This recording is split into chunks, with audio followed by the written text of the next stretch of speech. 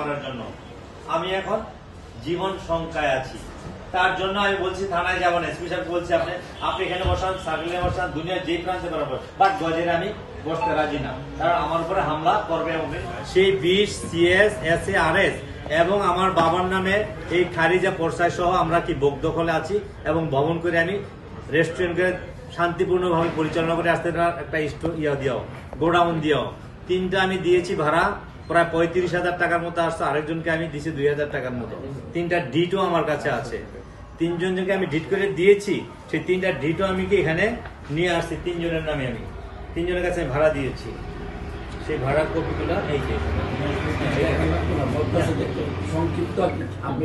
তারপর আমি চাওয়া তো আমার জায়গা আমাকে পুরো ফেরত চাই, এবং আমার ভবন কেন ভাঙলো, এই ভবনের ক্ষতিপূরণ 70 লক্ষ টাকা সব মিলে আমার এই ক্ষতিপূরণ চাচ্ছি, এই ক্ষতিপূরণ চাচ্ছি। এবং আইনানুগ যেটুকু আমি সুবিধা পাওয়ার সেটুকু পাচ্ছি। সে আইন যারা সংশ্লিষ্ট কর্তৃপক্ষ আছে কেন করতেছেন, বা মানে কি আপনার আপনি জীবননাশে আশঙ্কা করতেছেন? জীবনাশা আমাকে দেখা দিবে অ্যাটাক করছে। ওই দিন আমার বাচ্চাদের 2টা উঠায় নিয়ে গেছে ওখান থেকে, রেস্টুরেন্ট থেকে।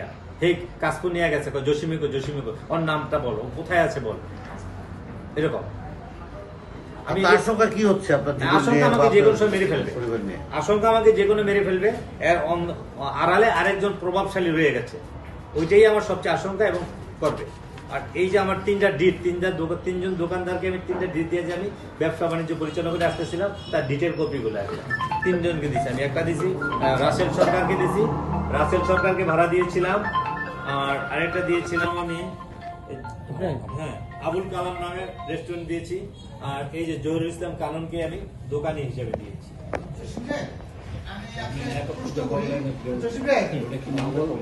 না, নাম এখন বলবো না, পরে বলবো। এমনি আমি খেলা করে দিতে পারি না, হ্যাঁ আমি অন্যভাবে দেখবো। আমি একটা প্রশ্ন করি, জি বলেন প্লিজ।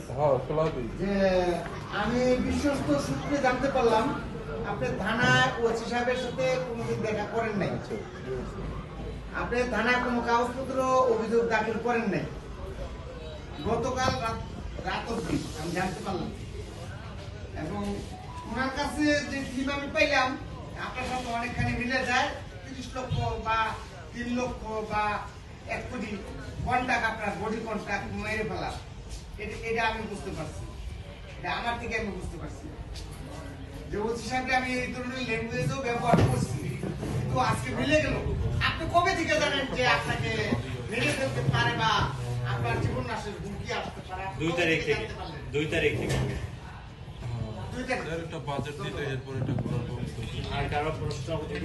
ওসির বিরুদ্ধে আপনার অভিযোগ?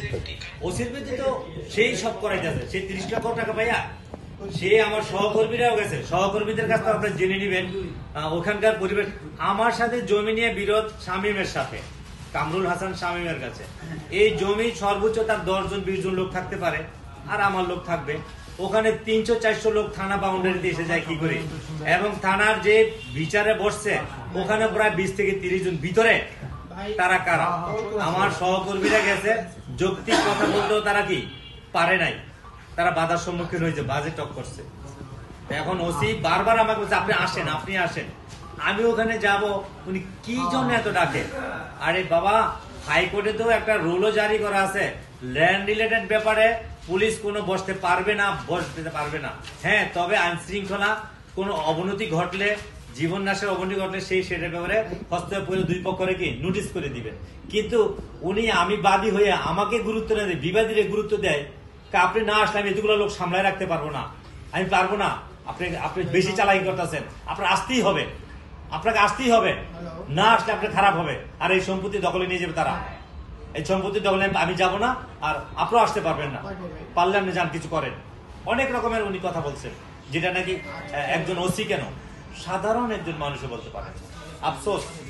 আফসোস ভাবছিলাম 5ই আগস্টের পুলিশ বুঝি খারাপ ছিল, তার চেয়ে আমি এখন আরো অনেক বেশি ভয়ানক দেখতেছি। আমার 26 বছর সাংবাদিকতা, আমি জগন্নাথে ছাত্র রাজনীতি করেছি। আপনাদেরকে অনেক কষ্ট দিলাম এবং কৃতজ্ঞ। আসসালামু আলাইকুম।